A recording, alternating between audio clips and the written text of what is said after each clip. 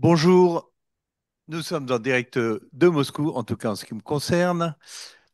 Arnaud et Igor sont en France et nous sommes ravis de vous retrouver pendant ces vacances estivales. Alors sous la chaleur française, un petit peu moins à Moscou, où il faisait très beau jusqu'à hier, un petit peu plus frais aujourd'hui. Mais nous vous avions dit qu'en cas de nouvelles, nous vous ferons un briefing spécial. Eh bien, c'est ce qui se passe aujourd'hui, compte tenu du sommet de l'Alaska. Nous Arnaud et Igor vont les commenter. Mais bien évidemment, comme vous le savez, d'ici 2 heures, il y aura un sommet aussi spécial à Washington.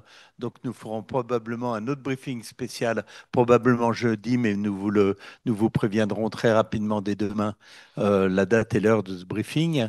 Mais Arnaud va commencer à parler justement du briefing d'Anchorage et Igor continuera en parlant du briefing de Washington, en tout cas des nouvelles de ce briefing et de ce qui pourrait s'y passer. Mais Arnaud, la parole est à toi et dis-nous ce qui s'y est passé, ce que tu peux nous en dire, de ce que tu crois, ce qui s'est dit entre le président Trump et le président Poutine, parce qu'il y a beaucoup de conjectures, et éclaire-nous un petit peu de tes lumières. Merci beaucoup, Arnaud. Merci, Président. Bonjour à tous. Oui, c'est un plaisir de se retrouver au milieu de l'été en raison d'une actualité extraordinaire, c'est le cas de le dire. Euh, que voit-on ces derniers jours? D'abord, une accélération spectaculaire des événements autour du dossier ukrainien, euh, avec, tu l'as dit, le sommet d'Anchorage, le 15 août dernier, et dès ce soir, le deuxième volet de cette séquence diplomatique à Washington avec Volodymyr Zelensky qui est déjà dans la capitale américaine, qui doit rencontrer son homologue américain, d'abord en tête-à-tête et puis à l'occasion d'une séance plénière aux côtés des Européens qui ont fait le déplacement. Il y aura peut-être, je dis bien peut-être, un troisième temps, peut-être un sommet tripartite Trump, Poutine, Zelensky, mais ne mettons pas la charrue dans les bœufs. Nous n'en sommes pas là. Revenons donc sur ce qui s'est déjà produit. Anchorage, il faut souligner, donc j'ai parlé de l'accélération des événements, il y a aussi le fait que les lignes bougent, mais elles bougent à Washington, peut-être exclusivement à Washington pour l'instant, pas à Moscou en tout cas pas de façon visible et spectaculaire, et pas à Kiev pour l'instant. On verra ce soir. Cette accélération des événements et ces événements eux-mêmes, ils sont d'autant plus remarquables que on s'était quitté à la mi-juillet sur un tout autre contexte, une toute autre séquence. On s'en souvient à l'époque, à l'issue de son sixième entretien téléphonique avec Vladimir Poutine, Donald Trump s'était déclaré déçu. Il avait annoncé un ultimatum, alors de 50 jours dans un premier temps, puis ramené à 10 jours fin juillet. Il était question de sanctions secondaires contre les pays qui achètent des hydrocarbures russes. Aujourd'hui, on n'en est plus du tout là. Aujourd'hui, je fais note ce que Donald Trump a dit dans la nuit, et il avait déjà dit d'ailleurs dès vendredi dernier, Zelensky peut mettre un terme au conflit rapidement. Il y a un mois, c'était Vladimir Poutine peut mettre un terme rapidement au conflit. Donc voilà, une mise en contexte assez vertigineuse en réalité, des évolutions qui se sont produites depuis notre dernier briefing. Alors, quelques mots sur le sommet lui-même, sa préparation, son contexte. Pourquoi ce sommet? Pourquoi là-bas en Alaska? Pourquoi à la mi-août? D'abord, il faut rappeler que les deux hommes voulaient se rencontrer en réalité depuis l'élection de Trump, depuis la prise de fonction du nouveau président américain. Il y avait eu des signaux de part et d'autre, mais la piste s'était un petit peu refroidie depuis le mois d'avril. Pourquoi maintenant? Il y a eu une visite de Steve Witkoff, qui est l'envoyé spécial du président américain pour le Moyen-Orient, qui s'occupe aussi du dossier ukrainien, à Moscou le 6 août. Monsieur Witkoff aurait présenté un plan acceptable, je cite le conseiller diplomatique de Vladimir Poutine, Peut-être que c'est ça qui a enclenché les choses. Il y a aussi, peut-être, ça c'est mon hypothèse en tout cas, le fait que Donald Trump s'est pris au piège de son propre ultimatum, c'est-à-dire que il a raccourci l'ultimatum de 50 à 10 jours, donc expiration le 8 août. Or, que s'est-il passé? L'Inde s'est rebiffée, la Chine a également été très ferme.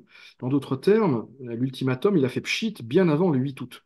Et organiser un sommet avec Poutine, c'était peut-être pour Trump aussi un moyen de chose et de faire oublier cette séquence finalement assez piteuse. Alors, l'Alaska, c'est une surprise. On avait évoqué lors de nos briefings la piste moyen-orientale, Istanbul, bien sûr, mais peut-être aussi l'Arabie Saoudite, les Émirats Arabes Unis. D'ailleurs, Vladimir Poutine, en présence du président des Émirats Arabes Unis, avait évoqué cette piste-là, et puis il avait souligné que la Russie avait beaucoup d'amis dans la région. In fine, c'est l'Alaska. Est-ce que c'est une proposition russe? Peut-être. On ne sait pas, mais j'y croirais assez volontiers. Pourquoi ce choix? Alors, ce qu'on entend en France, et notamment sur les chaînes info, échapper à la CPI, etc., etc., c'est évidemment tout à fait marginal. En réalité, me semble-t-il, les considérations côté russe étaient surtout de trouver un endroit très éloigné de l'Europe et très éloigné du terrestre ukrainien. Il s'agissait de montrer la proximité géographique et potentiellement politique entre la Russie et les États-Unis. Et de ce point de vue-là, l'Alaska était parfaitement choisi. Il y a également une dimension mémorielle, hein, puisque on le sait, lors de la Deuxième Guerre mondiale, une grande partie de l'aide américaine à l'URSS partait d'Alaska, transitait par la Yakoutie, pour ensuite rejoindre le front. Et d'ailleurs, le président Poutine a déposé des fleurs sur les tombes de pilotes soviétiques tombés lors de ces opérations. C'est peut-être aussi un geste de la part de Poutine d'accepter une invitation de Trump qui reçoit chez lui. Donc on verra, on apprendra un jour ou l'autre d'où émanait cette idée, mais elle a beaucoup de sens en réalité. Que retenir du sommet lui-même? D'abord, ça a été déjà beaucoup commenté, hein, mais l'accueil de Vladimir Poutine par Donald Trump, très chaleureux, tapis rouge. Alors, certains s'en sont émus, certains s'en sont étonnés. En réalité, il n'y a rien d'étonnant, hein. Ce qui aurait été étonnant, c'est que Trump n'accueille pas Vladimir Poutine et qu'il n'y ait pas de tapis rouge. Les pratiques diplomatiques sont ce qu'elles sont. Euh, le programme a été abrégé, c'est-à-dire qu'il devait parler 6 heures, 7 heures, en tout cas c'est ce qu'avait dit la présidence russe. Euh, et certains commentateurs, de façon un peu prématurée, ont tiré la conclusion que le sommet s'était mal passé. J'y reviendrai, mais je pense qu'en réalité, ce sommet a été très productif, même s'il n'y a pas de grand deal ni de document signé à l'issue de la rencontre entre les deux hommes. En tout cas, cette rencontre, elle a débloqué des choses et elle a accéléré les choses. Donald Trump a parlé d'un sommet très productif. Poutine, lui, a dit que c'était constructif. Alors, c'est du langage codé, du langage diplomatique, mais c'est beaucoup mieux que si on avait dit que c'était un échange franc, par exemple. Ce qui veut dire généralement que les délégations se sont criées dessus, ou en tout cas n'ont pas fait preuve de beaucoup de souplesse. Euh, mais le plus intéressant, finalement, de mon point de vue, les deux nouvelles les plus marquantes, on les a apprises le lendemain matin. D'abord, à l'occasion d'un entretien de Donald Trump à Fox News, et puis de certaines déclarations de divers responsables américains, dont M. Rubio, le secrétaire d'État. Deux évolutions sur deux sujets cruciaux.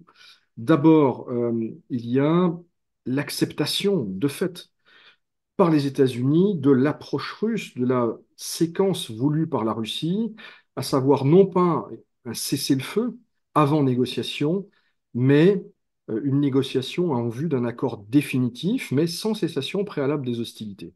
On sait que depuis des mois, depuis le mois de mars-avril en réalité, c'était la position américaine. Trump voulait un cessez-le-feu rapide et ensuite discuter. Toujours cette obsession de la rapidité chez Trump.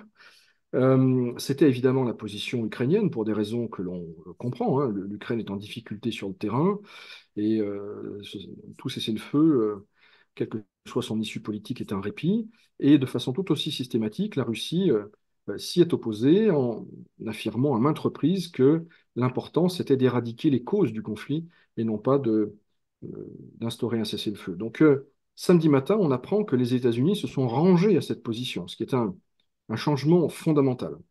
Deuxième évolution de la part de la Russie, de la part pardon, des États-Unis, c'est l'attribution finalement de la responsabilité de la paix à venir ou pas à l'Ukraine. C'est ce que je disais dans mon introduction. Eh bien, le secrétaire d'État Rubio et d'autres l'ont dit, et Trump lui-même l'a rappelé aujourd'hui.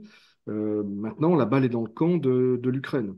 Donc, ce sont deux moments très importants qui conditionnent la suite, et la suite, on va la voir dès ce soir à Washington.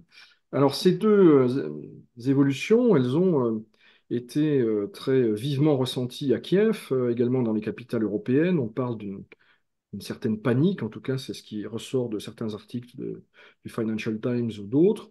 Le même Financial Times, dans un article publié hier, très bien informé à Kiev, parle d'un sentiment de poignard dans le dos de la part des Américains.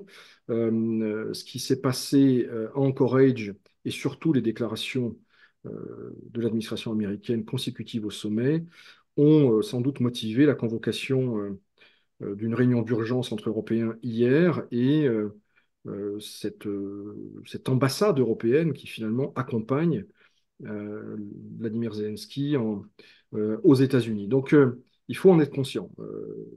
Les, finalement, les pires craintes ukrainiennes et européennes qui s'étaient manifestées, qui avaient été exprimées avant le sommet, eh bien, elles semblent se confirmer.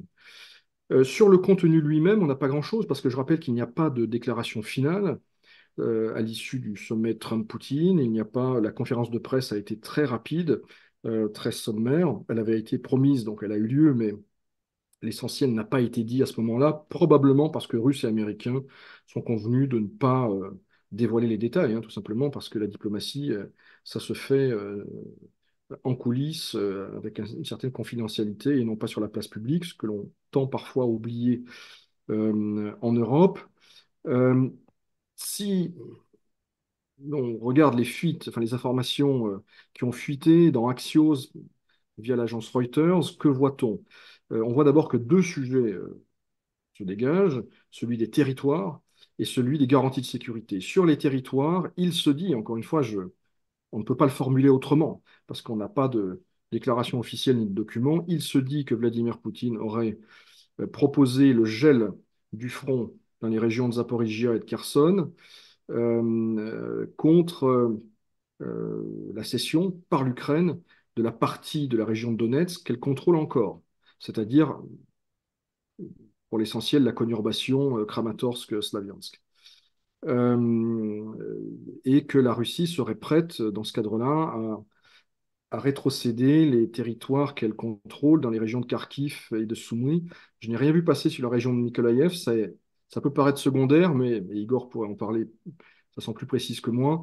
La Russie contrôle quelques kilomètres carrés de la région de Mykolaïev, mais c'est la péninsule de Kinbourne qui a une valeur stratégique absolument majeure, puisqu'elle commande l'accès aux bouches du Dniepr, en tout cas la rive gauche. Donc des positions russes assez maximalistes sur le dossier territorial, pour autant qu'on puisse le savoir, encore une fois. Garantie de sécurité, la partie américaine a fait état d'avancées très sérieuses, y compris en provenance de Russie, donc ce qui éveille évidemment notre curiosité. Et depuis hier, on parle beaucoup d'un article 5 hors OTAN, enfin d'un équivalent de l'article 5 hors OTAN. Ça reste à voir. On entend aussi que la Russie aurait demandé, et c'est tout à fait logique et très plausible, que la Chine et d'autres pays du Sud global soient co-garants de l'accord et qu'un vote au Conseil de sécurité soit organisé. Donc il est difficile de savoir en réalité où les lignes ont vraiment bougé sur ces questions de garantie de sécurité. Igor y reviendra sûrement, mais les questions restent les mêmes finalement depuis le début de l'année, hein. Quid de la fameuse force de réassurance européenne? Quid d'un éventuel déploiement en Ukraine de militaires français, britanniques? Le président Macron est revenu dessus hier. Il a parlé d'une signature stratégique occidentale à Kiev, à Odessa. Je ne vois pas pourquoi la Russie aurait changé d'avis et aurait fait bouger sa ligne rouge sur ce sujet, mais on verra bien.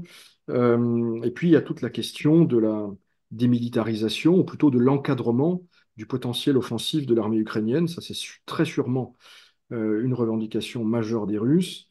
Et c'est d'autant plus problématique qu'on le voit bien, moins les Occidentaux veulent s'engager directement en Ukraine, plus ils vont mettre l'accent sur l'armée ukrainienne comme garantie de sécurité. Ce qui est tout à fait, je veux dire, à la fois attendu et étonnant, c'est que la Russie aurait, encore une fois, d'après Reuters, de nouveau formulé les exigences sur la langue russe en tant que deuxième langue officielle de l'Ukraine et sur la réhabilitation de l'Église orthodoxe du patriarcat de Moscou, dont on sait qu'elle a été malmenée, pour dire les choses poliment, par les autorités ukrainiennes. Ce qui est très intéressant aussi, et ce qui explique peut-être la brièveté de la rencontre, c'est qu'à l'évidence, les dossiers bilatéraux n'ont pas vraiment été traités, en tout cas pas en plénière. Est-ce qu'il y a eu des discussions en coulisses? Peut-être, mais ce n'est pas certain. En tout cas, dans le registre bilatéral, que faut-il retenir? D'abord qu'il n'y a pas de nouvelles sanctions américaines, ça a été confirmé par Rubio, prise, y compris ce matin, ça c'est important en soi, et c'est un signal important en soi, ça donne une idée de l'état d'esprit de l'administration américaine. Euh, il n'y a pas d'annonce ni de signaux sur des reprises de coopération économique dans l'aéronautique, en Arctique ou ailleurs.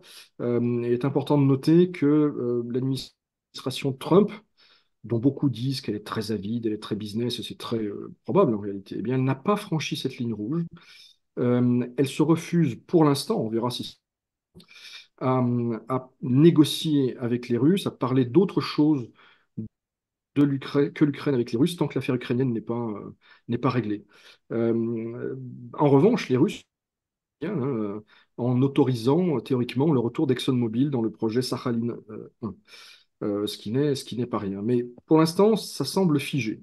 Ça semble suspendu en tout cas à une éventuelle avancée sur le dossier ukrainien. Il semblerait également que le dossier nucléaire, c'est-à-dire le contrôle des armements, dont Trump lui-même avait parlé récemment, quand je dis récemment, c'était dans l'avion qu'il menait et l'emmenait de Washington en Alaska.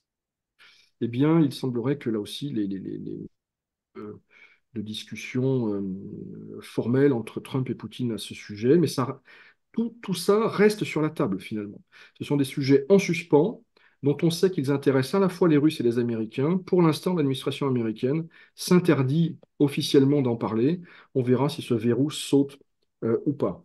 Pour résumer et pour terminer, puisque j'ai déjà été assez bavard, je dirais que le sommet de l'Alaska est un sommet important.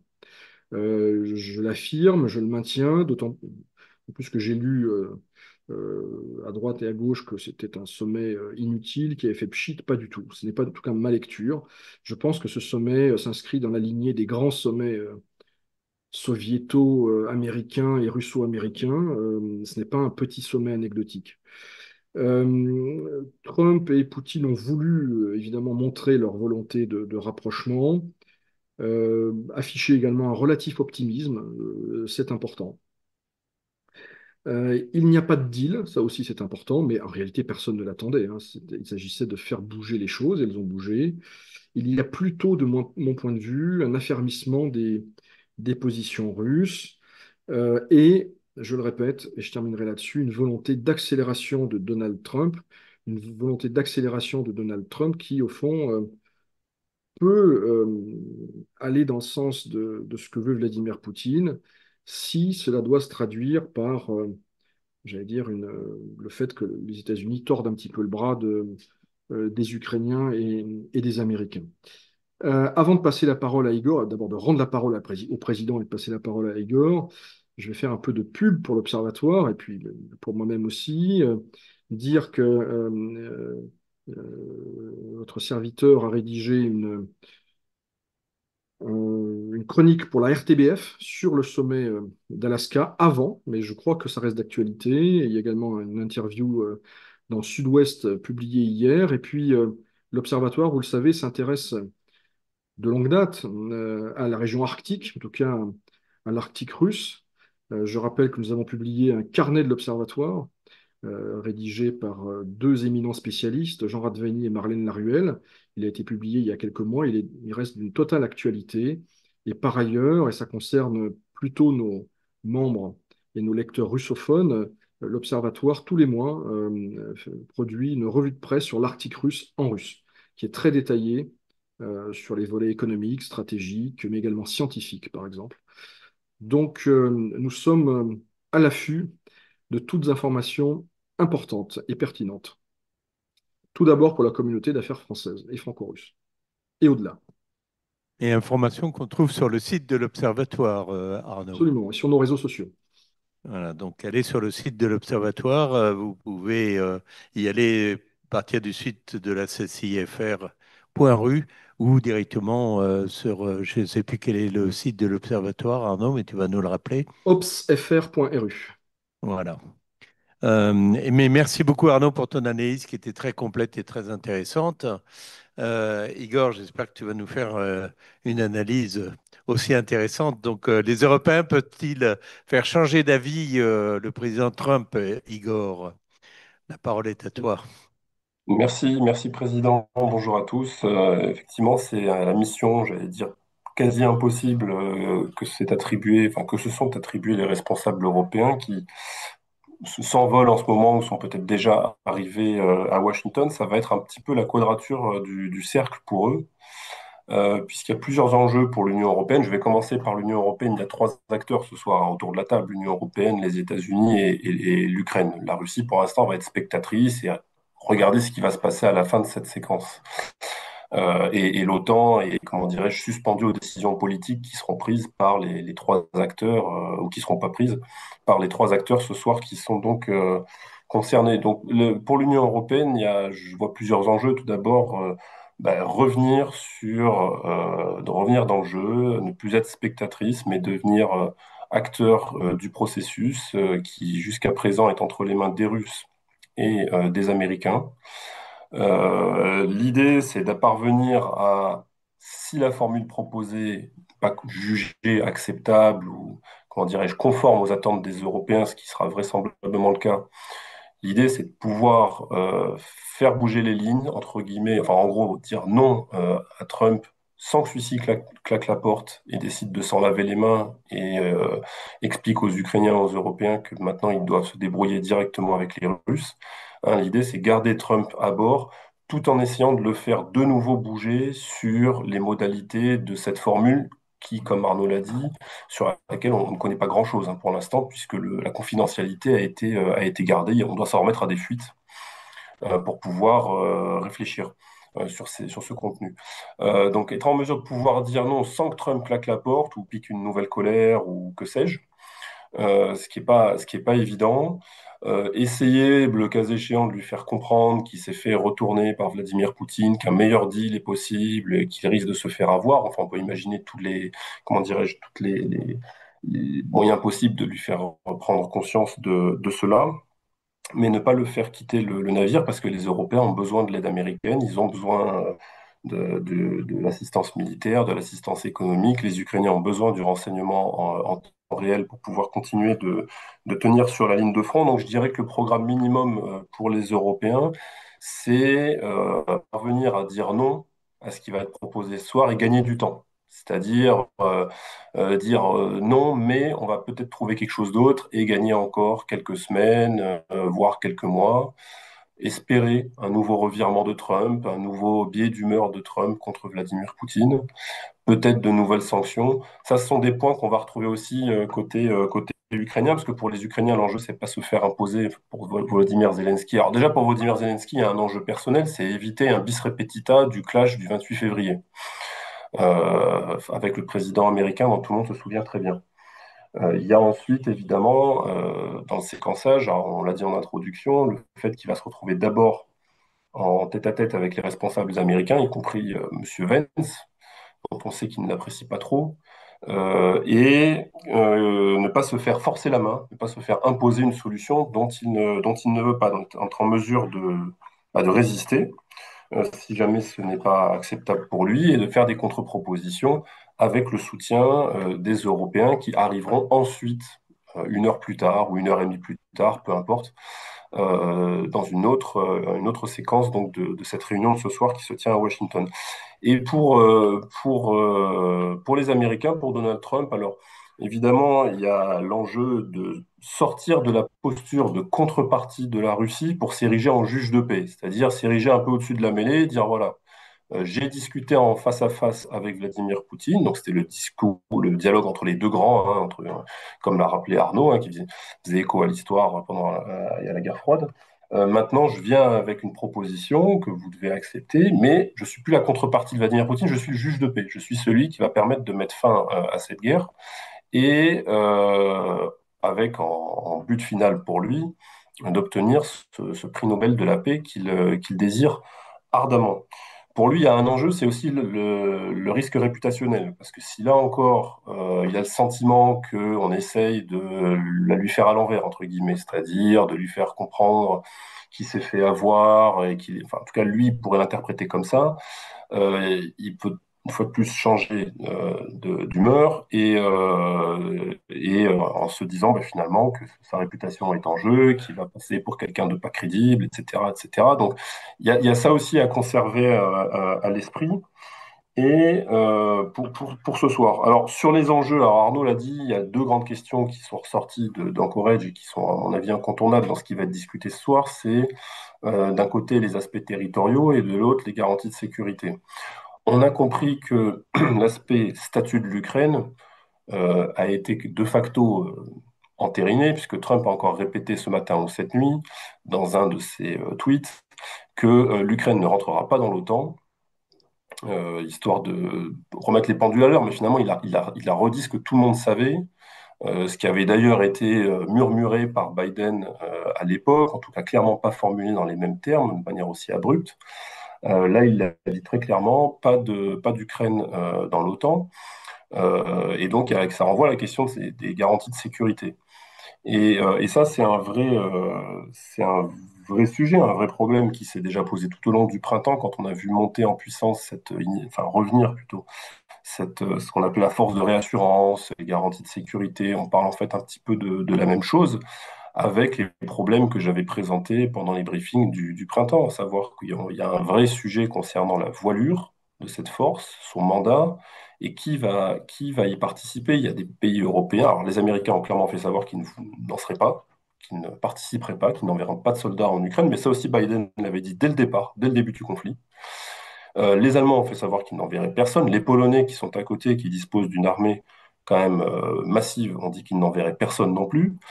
Finalement, les deux leaders qui se retrouvent un peu à la manœuvre sur cette initiative sont les Français et les Britanniques. Et là encore, la semaine dernière, les médias britanniques publiaient des fuites selon lesquelles il y a de moins en moins, je dirais, d'appétit pour cette force déployée le cas échéant en Ukraine.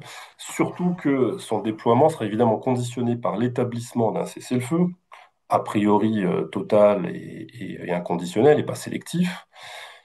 Et donc, c'est un élément qui est de nature à dissuader les Russes d'accepter ce cessez-le-feu, puisque les Russes, justement, ne veulent pas de troupes de l'OTAN en Ukraine. Alors, si on leur dit, dès lors qu'il y a un cessez-le-feu, le lendemain, on injecte des troupes de l'OTAN en Ukraine pour ce cessez-le-feu, les Russes vont dire, mais on n'a aucun intérêt à signer ce cessez-le-feu, puisque c'est pour ça, finalement, qu'ils ont déclenché ce qu'on appelle pudiquement en Russie l'opération militaire spéciale si vous voulez.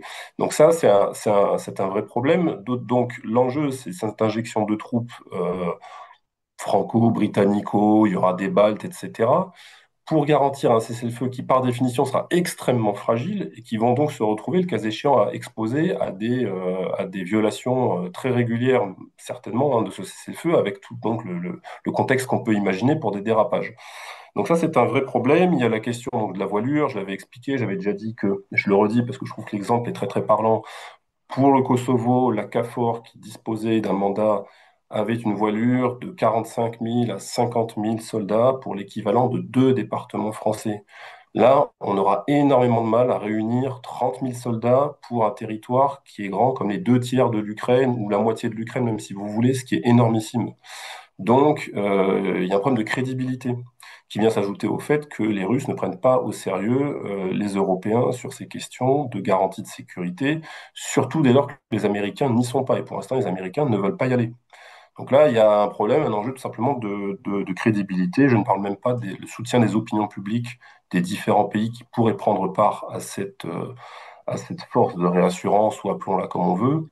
Est-ce qu'elles sont d'accord, pas d'accord, est-ce qu'elles soutiennent ça, à vrai dire là aussi, il y aurait des choses à dire. Et la deuxième chose, c'est les territoires. Alors Arnaud en a déjà parlé, mais en gros, il y a effectivement ces rumeurs d'échanges territoriaux. Je relève que dans ce schéma qui a été évoqué par Arnaud, donc en gros, gel des affrontements dans les régions de Kherson et Zaporogié, plus rétrocession des confettis que les Russes ont arrachés dans la région de Dnepropetrovsk, dans la région de Soumy, dans la région de Kharkov, en échange du retrait des troupes ukrainiennes de la région de Donetsk, c'est-à-dire en gros 25% qu'elle contrôle encore, mais les 25 gros pourcents, c'est-à-dire cette conurbation qu'évoquait Arnaud, Kramatorsk-Slaviansk, c'est lourdement fortifié depuis 2014. C'est-à-dire, c'est autrement plus lourdement fortifié que pouvait l'être Bakhmout, par exemple, ou d'autres cités qui ont été le triste théâtre d'affrontements extrêmement meurtriers. Et donc, c'est le gros du morceau, si vous voulez. Euh, En Ukraine, un tel retrait serait interprété comme une forme de capitulation, très clairement, par une partie de l'opinion publique, certainement. Euh, Ce qui est intéressant dans ce schéma, c'est que j'entends plus tellement les Russes parler de revendications territoriales sur le reste des Zaporozhye et sur le reste de Kherson. Là-dessus, j'ai l'impression qu'ils l'ont mis en sourdine. Alors, est-ce que c'est un geste qu'ils font? Est-ce que c'est justement ce que Trump appelait à encourage alors peut-être pas des concessions, mais effectivement des gestes de la part de Vladimir Poutine? Bon, en tout cas, là-dessus, ils sont plus aussi fermes qu'ils prétendaient être. Mais une fois de plus, c'est les territoires qui contrôlent pas. Donc, effectivement, on a l'impression que c'est une négociation sous la forme ce qui est à moi est à moi et ce qui est à toi se négocie, qui est très typique, évidemment, de la façon de négocier des Russes. Mais dans un cas comme dans l'autre, il y aurait, si jamais c'est la formule retenue, hein, cet échange-là, il y aurait une reconnaissance de facto, mais pas de juré, c'est-à-dire des deux côtés. Alors, les Ukrainiens ne reconnaîtront jamais de juré la souveraineté de la Russie sur le Donbass, Lugansk, Donetsk, ni sur la Crimée d'ailleurs. Comme les Russes ne reconnaîtront jamais la souveraineté à ce moment-là, dans cette formule, de l'Ukraine sur ce qui reste des régions de Kherson et de Zaporozhye et qui demeureront, a priori, selon ce schéma-là, sous souveraineté ukrainienne. Alors d'ailleurs, à ce propos, et je terminerai par là, il y a les sorties de M. Zelensky sur le registre, la constitution ukrainienne. M'interdit, enfin nous interdit de rétrocéder ou de céder des territoires. On ne peut pas le faire. Bon, je suis pas juriste, je vais pas rentrer dans une discussion de constitutionnaliste, mais je me demande si là les Ukrainiens essaient pas de se créer un levier à travers ce discours. Pour l'instant, c'est un discours qui est très récent, hein, pour faire un contre-feu aux discours, aux éléments de langage russe déployés depuis longtemps sur l'aspect M. Zelensky n'est pas légitime puisqu'en vertu de la constitution ukrainienne, son mandat est arrivé à échéance, la Rada n'est plus légitime parce qu'elle n'a pas été réélue. Et donc, s'il essaye pas, je dis pas que ça va marcher, mais s'il essaye pas d'opposer à ça une espèce d'argument sur le registre, bah, constitutionnellement, puisque vous jouez la carte de la constitution ukrainienne, je ne peux pas céder de territoire pour neutraliser un petit peu cet argument-là. C'est une hypothèse, une intuition, j'en sais rien, mais je me dis que c'est quelque chose qui pourrait ressurgir, surtout dans la perspective d'un sommet trilatéral qui, pour l'instant, n'est pas accepté, dont on sait que Vladimir Poutine n'est pas franchement, comment dirais-je, partant pour rencontrer monsieur Zelensky, euh, vu que les Russes ont répété depuis maintenant plus d'un an et demi, depuis le mois de mai, qu'ils n'étaient plus légitimes, et que la Rada aussi, d'ailleurs, n'était pas légitime pour entériner quelques documents que ce soit. Voilà, Président, je te rends la parole. Mais merci beaucoup, Igor. C'était très intéressant aussi ce que tu viens de nous dire. On a beaucoup de questions, alors, mais il y a beaucoup de questions qui ne concernent pas du tout ces meetings. Alors, je suis désolé pour nos éditeurs, mais je ne poserai que les questions qui concernent Anchorage ou Washington. Celles qui ne concernent pas ces meetings, on les posera plutôt à la rentrée lors d'autres briefings. Euh, on a déjà posé des questions. On a des questions sur les garanties de sécurité, mais là, je pense que vous y avez répondu. On a des questions sur les sanctions. Est-ce que les sanctions étaient abordées lors des sommets d'Anchorage, Arnaud? Tu en as On un n'en peu sait rien. parlé, mais On n'en sait rien en réalité. Ce qui est probable, c'est que cette question, elle est sur la table depuis la mi-février, depuis les premiers contacts entre Russes et Américains. Pour la Russie, il est important publiquement de ne rien demander.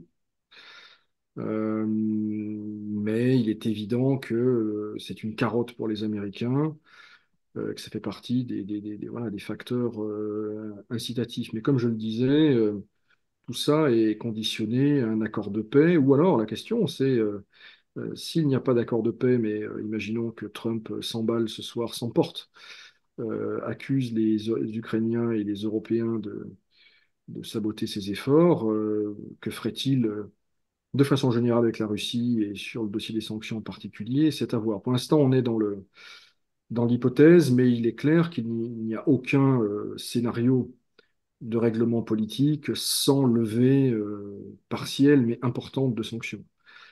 Côté américain, bon, on parle d'aéronautique. Il est évident qu'il y a un intérêt de Boeing pour livrer de nouveaux appareils, pour évincer Airbus du marché, il faut le dire très clairement. Mais il y a également peut-être des réflexions sur une levée partielle des sanctions financières, etc., etc.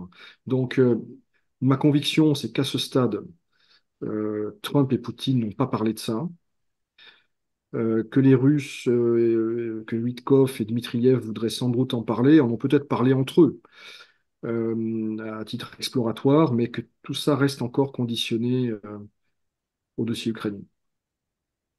Oui. pendant que tu parlais justement, Arnaud, l'un de nos éditeurs nous a envoyé une question avec un article de Reuters qui disait sur la partie business, on a vu quelques articles évoquant la possibilité de l'achat de méthaniers brise-glace à propulsion nucléaire russe par les Américains pour le développement de projets gaziers en Alaska. Est-ce que c'est crédible? Et c'est Reuters, ça. Encore une fois, il y a sans doute plein d'idées, ça phosphore beaucoup, hein, à Moscou comme à Washington, surtout autour de Witkoff et de Dmitriev. On sait on se souvient que Trump s'était lamenté du retard américain en matière de brise-glace. Est-ce que les Américains seraient prêts à franchir le pas? Franchement, je ne sais pas. Je Ouais. ne connais pas l'état de leur chantier naval, de leur programme de brise-glace à propulsion nucléaire et classique d'ailleurs. Évidemment, ce serait un geste extrêmement puissant, parce que transgressif, intuitivement transgressif. Ouais.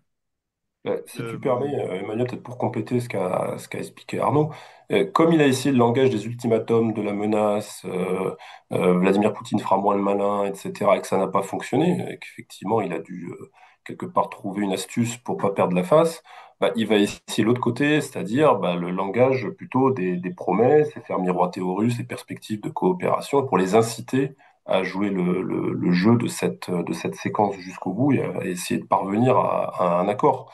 Et donc, dans cette logique-là, puisque les bâtons marchent plus tellement, en fait, il y a tellement de sanctions sur la Russie, on imagine mal encore ce qu'on peut sanctionner, et que même les tarifs secondaires douaniers qui ont été brandis, en réalité, ont été contre-productifs. On a vu ça avec ce qui s'est passé avec les Indiens.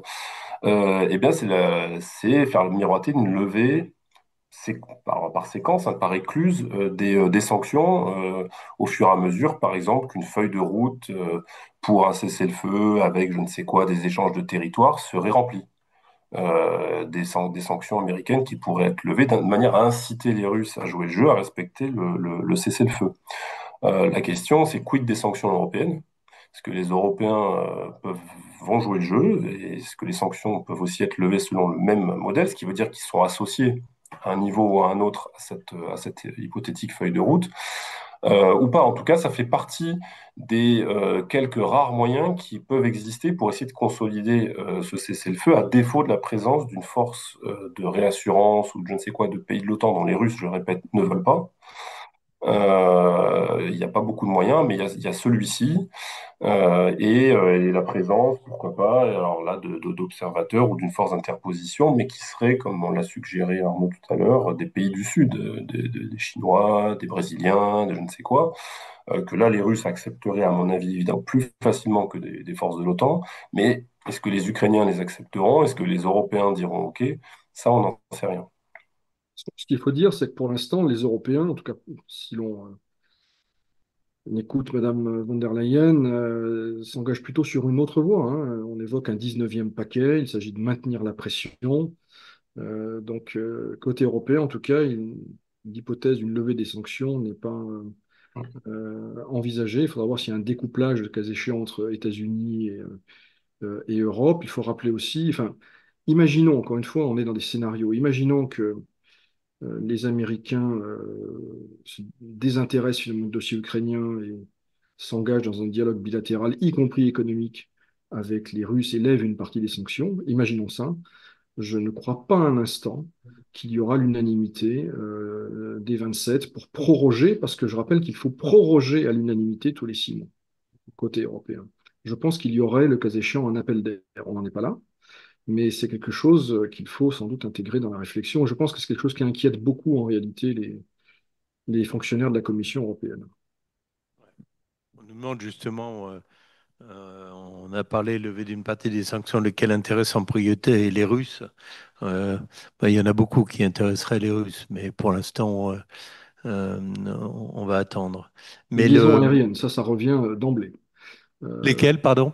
les liaisons aériennes directes entre les Oui, oui, États-Unis. les lésions aériennes, ça c'est sûr. Euh, voilà. Après, il y a évidemment le Ouais. financier et la liaison aérienne systématiquement dans les hypothèses. Et nous serions les premiers intéressés, bien évidemment. Euh, le, bon, peut-il renoncer à une partie des régions de Kherson et Zaporizhia? Ben oui, ça fait pas. C'est ce que tu disais, Arnaud. Ça ferait partie éventuellement du deal. Euh, je regarde ce qu'il y avait d'autre qui concernait. Les Russes renonceraient aussi à Odessa et Kharkiv. C'est une question. Ben oui, éventuellement. Y a-t-il des sondages apparus côté ukrainien sur les concessions liées au sommet d'Alaska? Est-ce que vous avez vu des sondages en Ukraine? Alors, il y a des sondages publiés sur le rapport des Ukrainiens à la paix, au processus de paix. Je n'ai pas vu de sondage postérieur. Il faut dire qu'il s'est passé 3 jours, donc c'est pas très Oui, oui, étonnant. oui. Ce que l'on constate, c'est quand même que le nombre d'Ukrainiens prêts enfin, se disant favorables comment dire, à la guerre jusqu'au bout, finalement, hein, refusant toute perspective de négociation, se réduit considérablement. En même temps, il y a apparemment une très grande méfiance, toujours une très grande réticence à négocier avec les Russes, a fortiori à céder des territoires, une grande méfiance vis-à-vis du plan Trump. Donc il y a une demande de paix, mais c'est un peu comme en Russie, si vous voulez. En Russie, les Russes veulent une Pax Russica. Les Ukrainiens sont sans doute plus fatigués de la guerre et plus par la guerre, mais ne sont pas prêts à accepter n'importe quoi. Voilà. Bah, ça fait d'ailleurs partie aussi des enjeux de ce soir hein, pour Zelensky face à la formule qui va lui être mise sur la table, c'est-à-dire dans quelle mesure il est capable de la vendre ou pas ensuite à son opinion publique et on va dire à son establishment, à son appareil d'État. On a quand même vu ce qui s'est passé il y a quelques semaines avec l'histoire du parquet anti-corruption quand il a essayé de, voilà, de mettre sous tutelle enfin, cette structure anticorruption, ça a déclenché comme manifestation dans la rue à Kiev et son rétropédalage immédiat. Il a peu de marge de manœuvre politique en interne manifestement. Et donc, s'il arrive avec un accord qui est jugé trop défavorable par l'opinion publique ou et par une partie de son establishment, qu'est-ce qui va se passer? Quand on regarde les enquêtes d'opinion qui sont menées en Ukraine, effectivement, il y a une plus en plus grande partie de l'opinion publique ukrainienne qui est accessible à l'idée de paix ou de cessez-le-feu avec la Russie, ce qui n'était pas le cas évidemment en 2022, 2023 et encore une partie de 2024. Et quand on regarde les conditions et à quel prix, bah, le premier critère qui arrive, c'est pas n'importe quel prix concernant la souveraineté du pays. Et un des marqueurs de cette souveraineté aujourd'hui, c'est justement le Donbass et le fait que l'armée ukrainienne tient encore ses 25-30% du Donbass. Visiblement, c'est un critère qui semble ressortir dans ces enquêtes d'opinion. C'est pour ça que je disais tout à l'heure que s'il retire ses troupes unilatéralement dans le cadre de ce deal, ça pourrait passer comme une forme de capitulation aux yeux d'une partie de l'opinion publique ukrainienne. Comment est-ce qu'elle va lui faire payer cette capitulation? Est-ce que ce sont dans les urnes à l'occasion d'une séquence présidentielle qui serait organisée dans le cadre de la feuille de route qui pourrait être élaboré là dans la suite de cette séquence, ou est-ce que ça pourrait être autrement, malheureusement, comme l'Ukraine a déjà vu des événements par le passé avec des changements de régime inconstitutionnel. Je sais pas, on verra.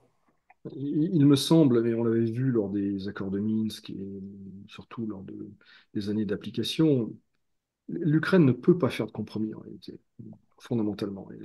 La configuration politique, l'état d'esprit des élites, et c'est ça le vrai piège. C'est le piège pour les Européens, c'est un peu le piège pour Trump, et c'est ce que souhaite Poutine finalement. Poutine souhaite, je pense, pouvoir aller plus loin militairement, mais sans en payer le prix diplomatique avec Trump.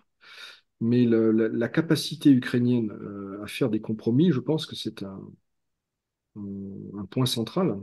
Et comme le disait Igor, à le vendre ensuite en interne. Je crois que c'est un point de blocage absolument fondamental. Non. Une dernière question euh, disons plus